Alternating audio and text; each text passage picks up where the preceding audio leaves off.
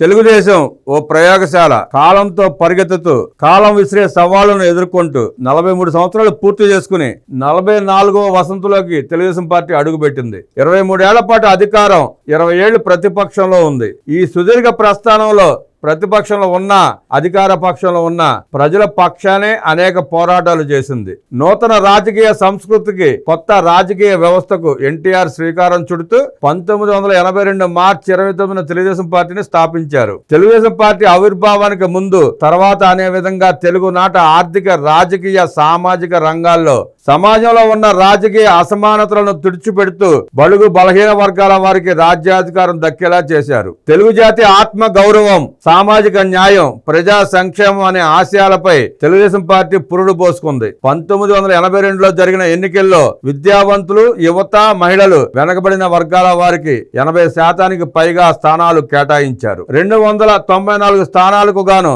202 assembly స్థానాల్లో Telugu Desam party ఘన విజయం సాధించింది. చైతన్య రథమే వేదికగా అందులో ప్రయాణిస్తూ, నిద్రిస్తూ, రోడ్డు పక్కన కాలకృత్యాలు తీర్చుకుంటూ 9 నెలల పాటు అవిశ్రాంతంగా పర్యటించి ఎన్టీఆర్ ప్రజలను చైతన్యపరిచారు. ఇది గిన్నిస్ బుక్ ఆఫ్ వరల్డ్ రికార్డుల్లో సైతం నమోదైంది. 1984లో ఎన్టీఆర్ రెండోసారి ముఖ్యమంత్రిగా బాధ్యతలు చేపట్టిన అనంతరం జాతీయ స్థాయిలో కాంగ్రెస్ ఇతర పార్టీలను కూడగట్టారు.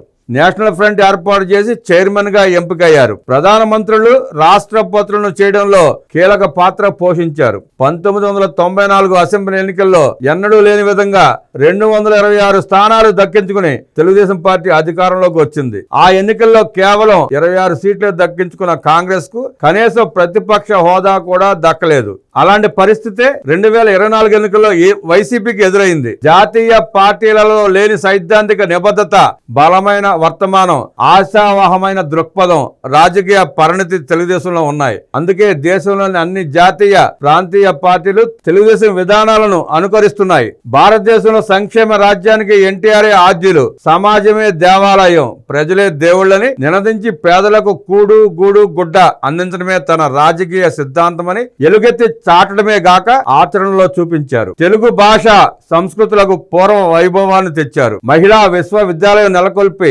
మహిళలకు సమున్నత గౌరవం ఇచ్చారు. ఆస్తిలో మహిళలకు సమాన హక్కు కల్పించారు. రైతులకు నీటి తీరువ రద్దు చేశారు. మాండలిక వ్యవస్థ తీసుకువచ్చారు. పటేల్ పట్వారీ వ్యవస్థను రద్దు చేశారు. జాతీయ రాజకీయాల్లో తెలుగుదేశం తనదైన ముద్ర వేసింది. పార్లమెంట్ లో ప్రధాన ప్రతిపక్షంగా ఒక ప్రాంతీయ పార్టీ వ్యవహరించడం అరుదైన చారిత్రక సంఘటన. ఈనాడు దేశాన్ని పాలిస్తున్న బీజేపీ ఆనాడు 2 సీట్లకే పరిమితమైంది. తెలుగుదేశం పార్టీ నాయకులను తయారు చేసే కార్ఖానా. కొంగొత్త రాజకీయ ఆవిష్కరణలకు, నూతన సంస్కరణలకు తెలుగుదేశం ప్రయోగశాలగా మారింది.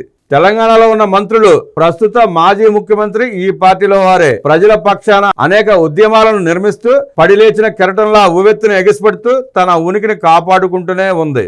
సంక్షోభాలనే అవకాశాలుగా మలుచుకుంటూ ఓటమితో నిరాశ చెందక నిరంతరం తన ప్రయాణాన్ని సాగిస్తోంది. వేలాది మంది కార్యకర్తలపై లక్షలాది కేసులు పెట్టారు. కార్యకర్తల మానసిక స్థైర్యాన్ని దెబ్బతీయడానికి వైసీపీ ప్రభుత్వం చెయ్యని ప్రయత్నం లేదు.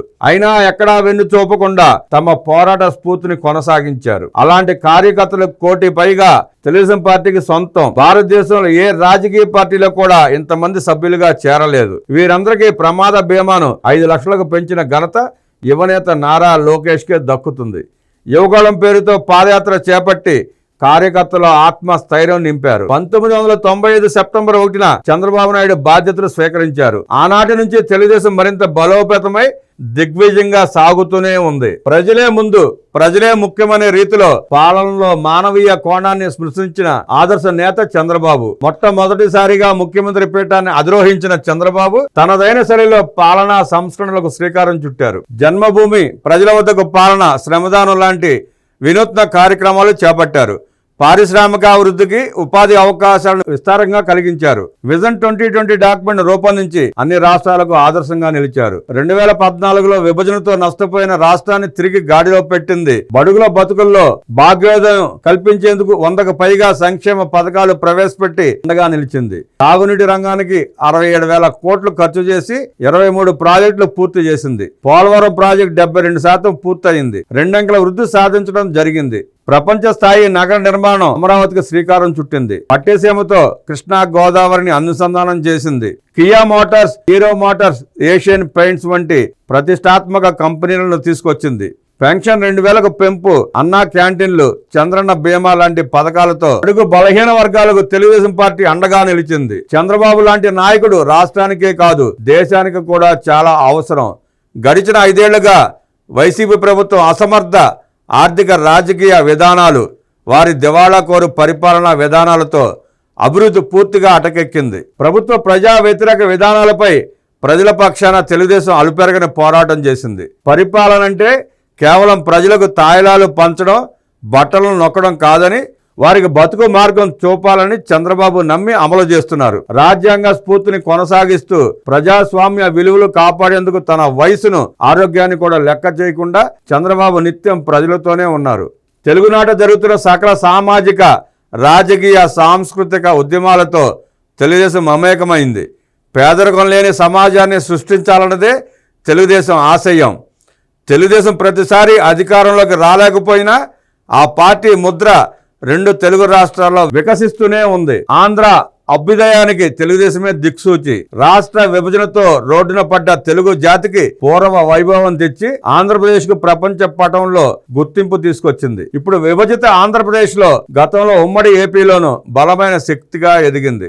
వైసీపీ కబంధ హస్తాల నుంచి 2024 ఎన్నికలు విముక్తి చేయడానికి జనసేన, బీజేపీలతో జతకట్టారు. విధ్వంసమైన ఆంధ్రప్రదేశ్ ను కేంద్ర ప్రభుత్వ సహకారంతో పునర్నిర్మించి అభివృద్ధి చేయడం కోసం చంద్రబాబు అహర్నిశాలు శ్రమిస్తున్నారు. తెలుగుదేశం పార్టీ 44 ఏళ్ల ఉత్సవంలో మరో శతాబ్దం రాష్ట్రానికి, దేశానికి మార్గదర్శకంగా నిలవాలి. ఈ సుదీర్ఘ ప్రస్థానంలో ఎన్నెన్నో ఆటుపోట్లు, మరెన్నో సంక్షోభాలు, కుట్రలు, కుతంత్రాలు తట్టుకుని సమున్నతంగా నిలబడింది. పార్టీ ఉనికి లేకుండా చేయడానికి చేయన కుట్ర లేదు. సంక్షోభం ఎదురైనప్పుడల్లా కార్యకర్తలు రెట్టింపు ఉత్సాహంతో ప్రజలకు చేరువయ్యారు తప్ప ఎక్కడా అదరలేదు, బెదరలేదు. తొలి నుంచి ఎన్టీఆర్, చంద్రబాబుల నాయకత్వంలో తెలుగు జాతి ప్రగతి స్వామ్యంలో భాగమైంది. అన్న ఎన్టీఆర్ ఆశయాలకు అనుగుణంగా పార్టీని చంద్రబాబు, లోకేష్ నడిపిస్తున్నారు. విజన్ 2020 వల్ల జరిగిన అభివృద్ధి హైదరాబాద్ లో కనిపిస్తున్నది. అలాగే ఐటీ ఫలాలతో పల్లెల్లో మారిన బతుకు చిత్రాలు కనిపిస్తున్నాయి. 2047 నాటికి భారత్ కు స్వాతంత్రం వచ్చి 100 ఏళ్లు అవుతున్న తరుణంలో